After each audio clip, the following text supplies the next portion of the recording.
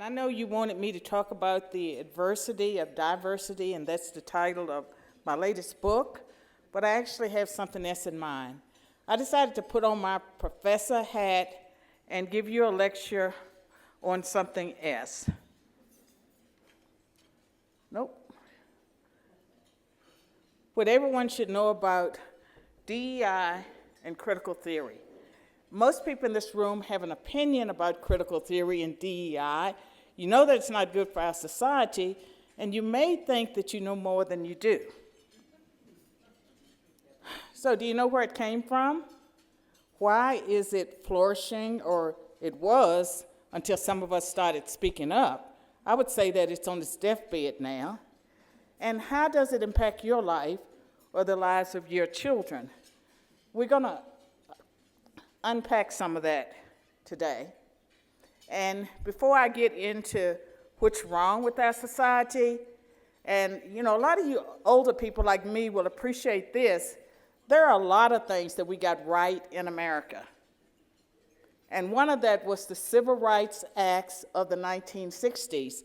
Some of you may not know that about the 1964 Civil Rights Act that prohibited discrimination on the basis of race, color, sex, national origin, and religion.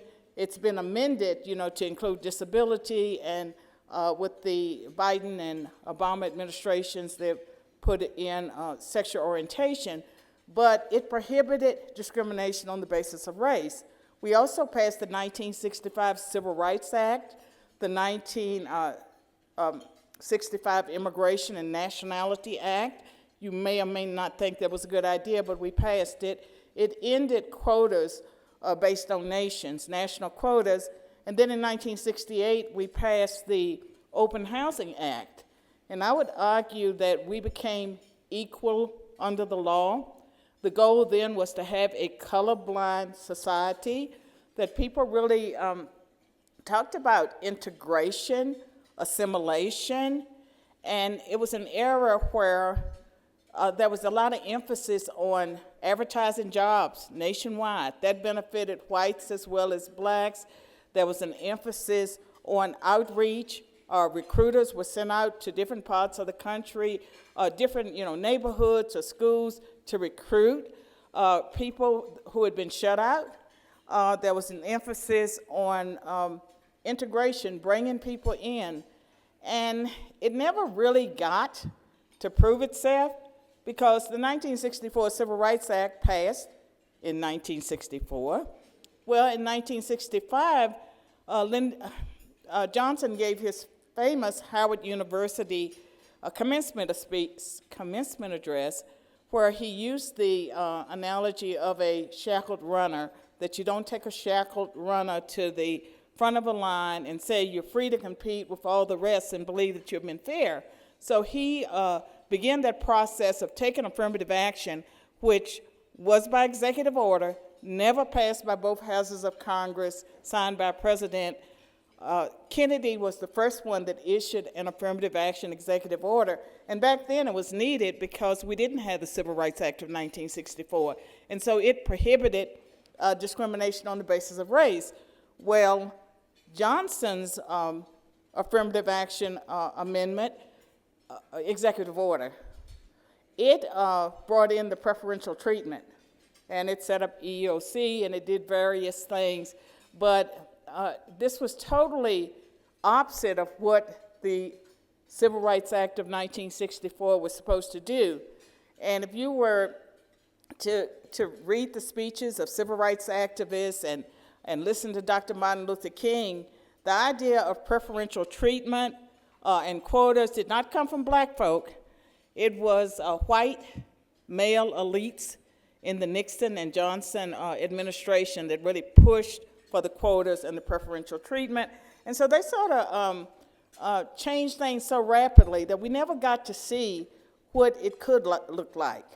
And so I stand before you with 5 degrees, one from a community college, one from a 4-year college, where I graduated magna cum laude, while working 40 hours a week, nights and weekends at a community college library. I have a high school equivalency, dropped out after the 8th grade, and so I went to the community college, Roanoke College in Salem, Virginia, then to Virginia Tech, never ever interested in a Ph.D., but I got discovered, and professors sort of pushed me. There was a recession in the 1980s, and during that recession, I could not get the jobs I applied for. Even though I was an honors student, I was known all around the Roanoke Valley, and so I applied to graduate school and got admitted to UNC. The people at Duke told me that Duke was a white upper-class school and that I'd be happier at Carolina. And I made them give me back my application fee. But I went to Carolina and I became, a university professor. And I will argue that I benefited from the passage of the 1964 Civil Rights Act, the outreach, the non-discrimination, because during that era, there was a search for talented minorities. The emphasis was on equal opportunity. You got your foot in the door, but you had to prove yourself. If you didn't prove yourself, you would that would be the end of you. You got your foot in the door, and it was like that even when I was at Carolina, that the entering freshman classes often would have a large number of racial and ethnic minorities, and many of those would flunk out after the first semester. There was no equity, equal outcome. You got a chance. And so when I stand before you, I'm not standing before you as a hypocrite, as some would say, you benefited from affirmative action, you want to take it away. I stand on, I benefited from the non-discrimination, the equal opportunity, and the outreach that came out of the Civil Rights Act of 1964.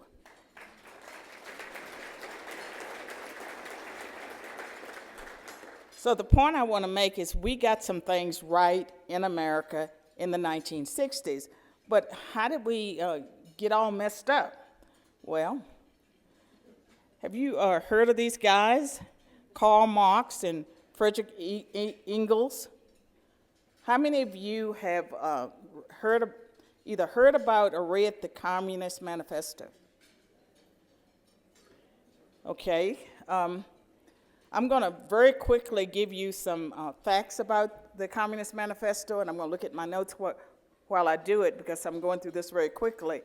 But Karl Marx was a German philosopher best known for the Communist Manifesto. It's a very short book, easy to read. The subtitle was Working Men of All Countries Unite. And his idea was to create a utopia for the overthrow of existing social conditions that he felt were unfair. And he was a student of Hegel, and Hegel hated God, and so did Karl Marx. Some of his beliefs that you can see integrated, across the world, is that he believed in a progressive income tax, the elimination of private property, inheritance, private businesses. He wanted government to control the land, the banking, the communication, the transportation, everything, would be free. And according to his theory, the working classes who were so oppressed by the elites that they were going to have a revolution, they would throw off their shackles, and they would make changes that will usher in socialism. And what would this socialism bring? A free health care, free education, free housing, free transportation, free money, free, everything free. Sounds familiar, right? And if you look at Karl Marx, he died in 1883 at the age of 64. He was considered a failure when he died. There were an estimated 24 people who attended his funeral. And so you would think that, okay, this guy, he didn't just produce the Communist Manifesto, that's his most popular book. He produced a lot of work, a lot of writings. But he also, if you go into his personal life, he did not take care of his family. He married a rich woman and pretty much brought her into poverty. And he was just an interesting character. He lived the life of the mind. And so his ideas didn't die with him because he had disciples. And these are some of his disciples. Antonio Gramsci, an Italian communist, and I'm going to skip over to Max Horkheimer.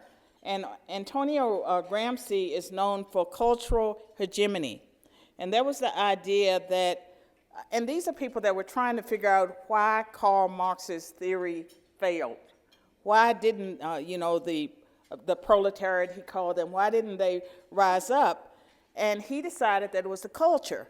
You had to change the institutions of the culture first. And so then that's how you get the idea of the slow march through the institutions, and the fact that when you're dealing with Marxists and people that are trying to usher in communism through socialism, is that they use infiltration, deception, and manipulation. And what they've done, how they take over countries, how they take over institutions, it's done gradually. But the idea of cultural hegemony came from Antonio Gramsci, and then Max Horkheimer was known as the father of critical theory. And when Hitler rose to power, the Frankfurt School that was in Germany, these thinkers, they were not welcomed there. They fled to Columbia University. In 1935, I believe, was when they were there, and they set up camp. And so they taught. They turned out students. And if you look at American society and history, 1950s, we were very prosperous. And so people were sending their kids off to college. By 1960, the world went to hell in a handbasket. 1962, you get prayer jettisoned from a school through the Supreme Court, from public schools, then prayer reading, no-fault divorce, the protest movements, and all of these things, the conflict of the 1960s, all of this was birthed from some of these students who had studied Marxism. Their parents had been very prosperous. You also got no-fault divorce. And you may recall that Ronald Reagan signed that into law, and one of his greatest regrets was signing the no-fault divorce. And crime started to escalate. And with the black family looked very similar to the white family until 1965. There was a pattern that Daniel Patrick Moynihan recognized, where 25% of black households in 1965 were headed by females. And he was a professor at Harvard at that time. He had not gone to Congress at that point, but he warned about this unhealthy pattern that was developing in white families, and he was roundly denounced and criticized and called all kinds of names for that. And you got the beginnings of people that argued that the European family structure is just one family structure. There are many other family structures that are important. But this is some of the roots of where we got there. And Max Horkheimer, and I'll talk about Herbert Marcuse. Herbert Marcuse is considered the father of the left. And there's a 25-page essay you can get online called Repressive Tolerance. And if you read that essay, it lays the groundwork for cancel culture.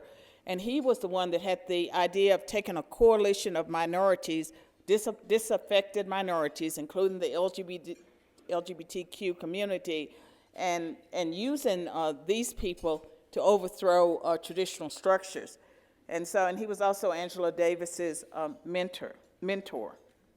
So, but Max Horkheimer, he's the father of critical theory. And let's see here.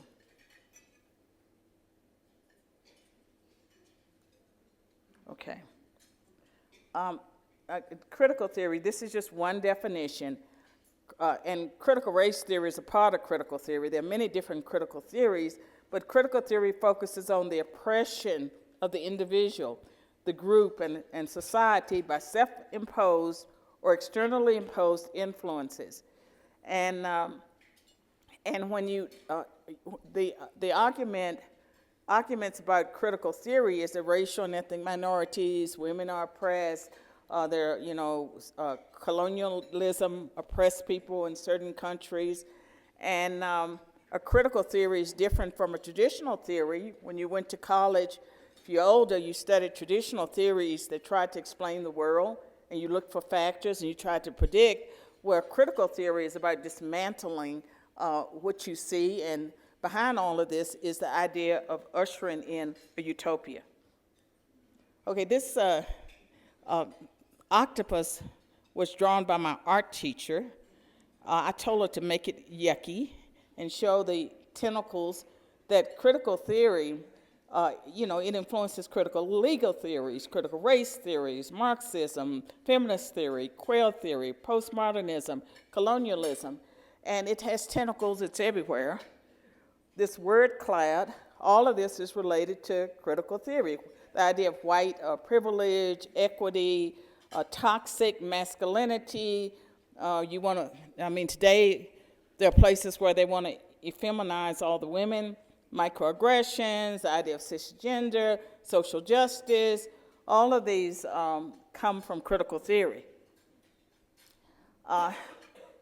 So Max Horkheimer defined the concept as a social theory oriented towards critiquing and changing society as a whole, in contrast to a traditional theory which was oriented towards understanding and explaining.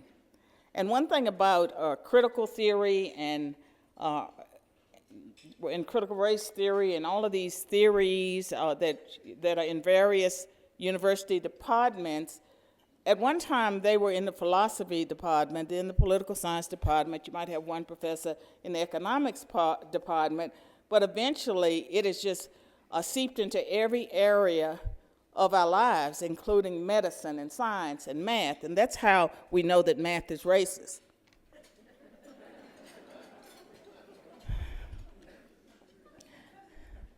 And there were people who tried to sound an alarm. Joseph McCarthy. We all learned in school about McCarthyism and just how he called everyone a communist, and it's McCarthyism.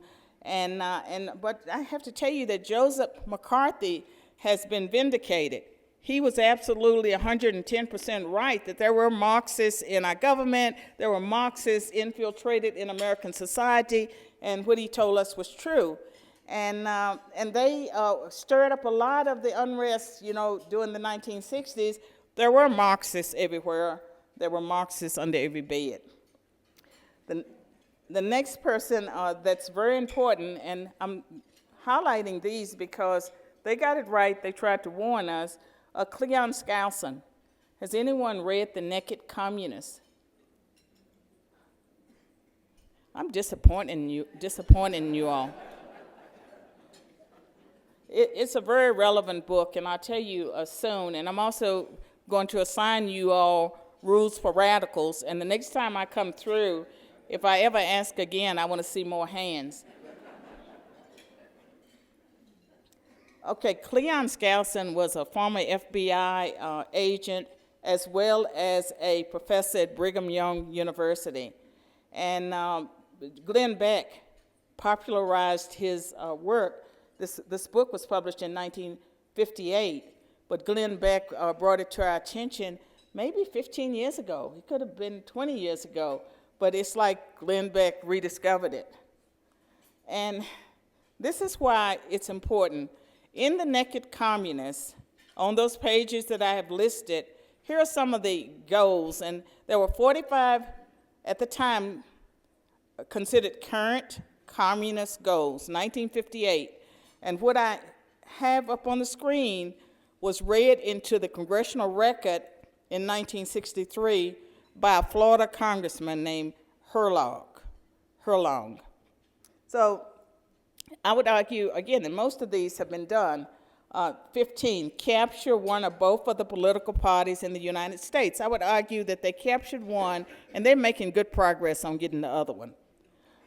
Get control of the schools, use them as transmission belts for socialism and current communist propaganda, soften the curriculum, get control of teachers' associations, put the party line in textbooks. Number 20, infiltrate the press. Sounds familiar? Get control of book review assignments, editorial writing, policy-making positions. And I can tell you that in my 28 years of being a professor, I was tenured at Princeton and at Vanderbilt, full professor, is that I met a lot of students that were going into journalism or going into law as activists.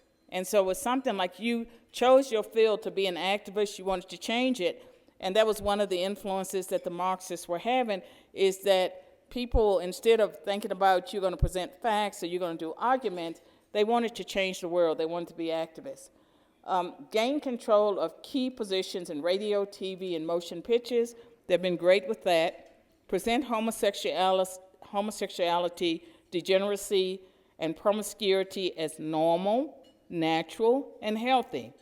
Infiltrate the churches and replace revealed religion with, quote, social religion.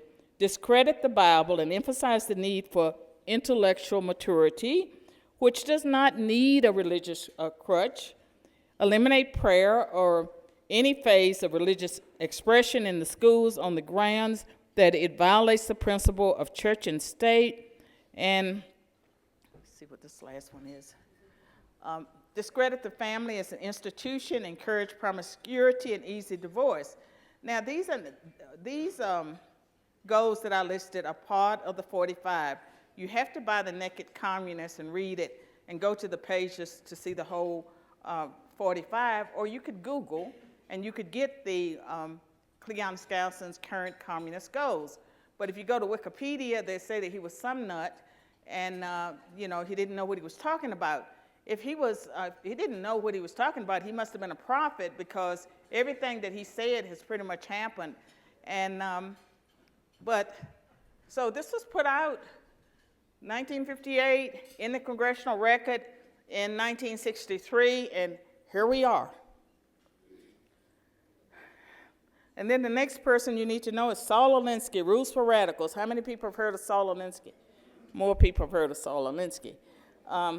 This book has a dedication to Lucifer, the very first radical, and that might make some people of faith uncomfortable reading a book. Are you saying I have 30 seconds left?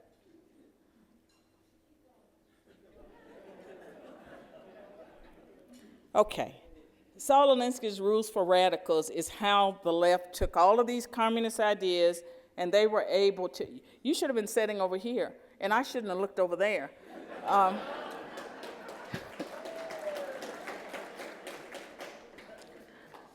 Okay, well, all right.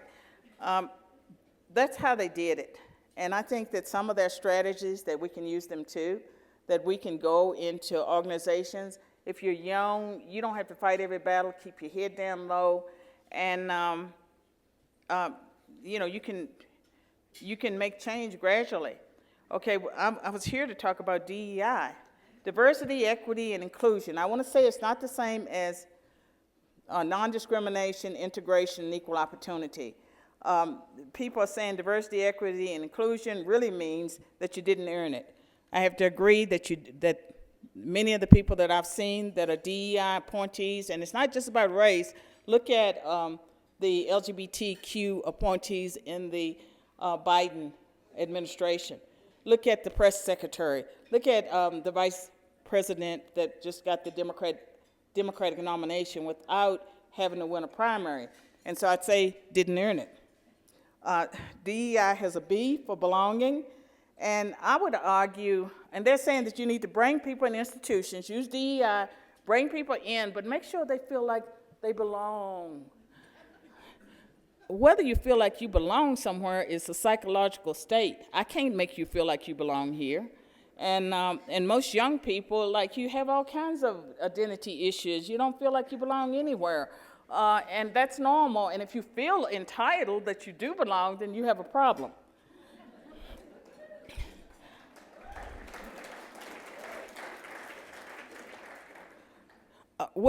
And I argue what truly makes people feel they belong starts with respecting everyone and their individual talents. DEI doesn't work because of Marxism. It uses conflict and tension to bring about change. Racial, sexual, and group healing can never come from a conflict model. It's crazy. You cannot bring about healing or reconciliation from conflict. Doesn't make any sense. The definition of diversity has changed, and if you have a hard copy of a dictionary, from the past, you hold on to that because all the words have changed. Affirmative action was the root. It was an executive order, never passed by both houses of Congress, never signed by the president. It changed over time, but it gave us DEI and CRT. And I would say that DEI is affirmative action on steroids. I'm going to just, is DEI the way to go? No. Is DEI dying? Yes. Does DEI have a good return on investment? No. And people are fleeing it. Why? They don't want to be sued. Why do they not want to be sued? Because it's pretty clear, and there are lawsuits. White people are winning lawsuits. Women are winning lawsuits. Christians are winning lawsuits. It violates the Equal Protection Clause of the 14th Amendment, violates the First Amendment if you're forced to do something you don't want to do, and it violates our civil rights laws. It creates conflict, disunity. It encourages viewpoint discrimination, does not create greater satisfaction. Don't despair, I have good news. These are things that individuals can do, and I will make my PowerPoint available to you all. And and I have what owners, CEOs, what you can do in the business world, there are basics. We can have diversity without discrimination. These are some of the books that I have out there. These are resources written for this moment. And then my business, Real Unity Training, an alternative to DEI, CRT. And for those, we can have unity, diversity, and profit. If you're in the business world, you have to have some courage. You got to step out of the box and decide what you're going to do. I encourage you to connect with me. I am very active on X. And so follow me on Twitter or any of the other places. Thank you.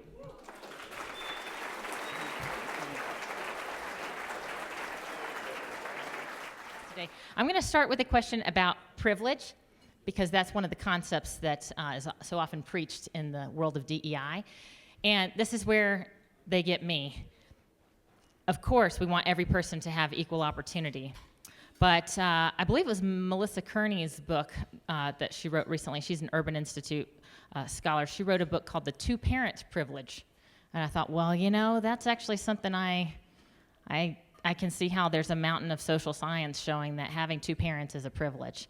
And so obviously some people are born into this life with certain privileges. So how do we respond to that as conservatives who believe in equal opportunity but not equity? I would agree that having two parents is a blessing, that anyone that has two parents is privileged, and we should applaud that, and we should encourage more people to have two parents. And it doesn't matter your race or ethnicity. If you have two parents, they're together, they love you, or they may not still love each other, but you still advantage if you have two parents. Okay, so what? And it's not a negative, it has nothing to do, you can't fix it because people make their choices. People that choose, a certain lifestyle, they chose that lifestyle. They're responsible for some of the inequalities that we see. So I guess my point is that kind of opens a can of worms, that of course some people have some privileges that other people don't have. So obviously there are people on the other side of this debate who would not find that a satisfactory answer. They'd say we have to do something to correct that and improve better equal opportunities. Well, their number one target, the way they'd like to correct all inequalities in society, is mostly through the school system. Well, they've destroyed the public school system. I'm a big advocate for homeschooling, classical Christian schools, and almost anything. And some of the private schools have, they've adopted the DEI, CRT, some of the Christian schools. So just sending your kid to a private school doesn't mean that they're not going to get all this nonsense. But education is not doing it, and there's no correlation between the amount of money that the school system spends and the quality of education. Getting rid of the teachers' unions, getting rid of the Department of Education, if that could happen, and returning education to the states, I think that would bring about a better chance for our children. But I don't believe that it's everyone's responsibility to try to fix problems that people created because of their individual choices. But in the case of two parents, that's not a choice that a child made. No, but that children always suffer when their parents make bad decisions. In my family, I have people, even with my grandchildren, where bad decisions have been made. And so as a grandparent, I do what I can to help. But at the end of the day, these people made their own decision, and their children suffer as a consequence. Society can't fix that. I have another question from the audience about education, so let's stay on this track. An audience member wants to know, you mentioned some ideas for reforming the education system, but specifically, a member of our audience wants to know, how can we do an overhaul of the higher education system so that it is not falling prey to these influences of DEI? Well, I mean, it started there. Critical race theory and critical legal theories, it started in academia, and a lot of bad ideas had come from the armchair professors, that thought up these ideas, and they've seeped into our culture. I think that in academia, they need to be held accountable. And some of you may know that I discovered in December that Claudine Gay, the former president of Harvard University, had plagiarized my first book, my prize-winning first book. But she didn't just plagiarize me. There were maybe 20 other people, but what was significant was that it was her dissertation where my book was plagiarized. And, part of my thing was, I have so many thoughts about this. One is to get a Ph.D. and have them give you the wine and cheese and call you doctor. You're supposed to have an original idea that you defend, and then at the end, they give you the wine and cheese and they call you doctor. But if you plagiarize your dissertation, are you really a doctor? And what I see happening in academia is there's a lot of plagiarism. Professors always plagiarize their students, but there's no accountability when it's faculty. One of the things that I plan to do is, initially I was going to sue Harvard, but I was persuaded not to go up against them. In fact, the professor that persuaded me not to do it used the analogy of Hamas. He said they send 25 people over the fence, they attack Israel, Israel wipes out Gaza. He said, don't go up against an enemy that can wipe you out. And he encouraged me to fight as an academic. And so one of the things I plan to do is publish the legal documents, the complaint, and a short book about academic integrity. And I would love to set up a website that can be a clearinghouse where people who have been plagiarized, students and faculty, that they can tell their stories. And I think we can put pressure to bear on higher education. Right now, they think they can do whatever they want. We can hold them accountable, and they are already suffering. There are students who are making the decision that maybe they don't need a college degree. I run into parents who are giving their kids a choice.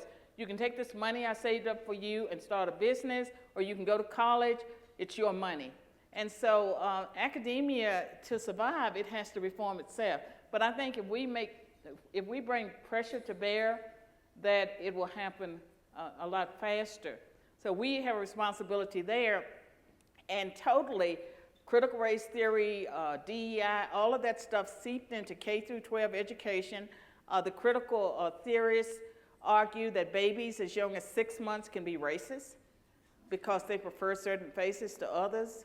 If I were a baby, I'd want those faces that were feeding me.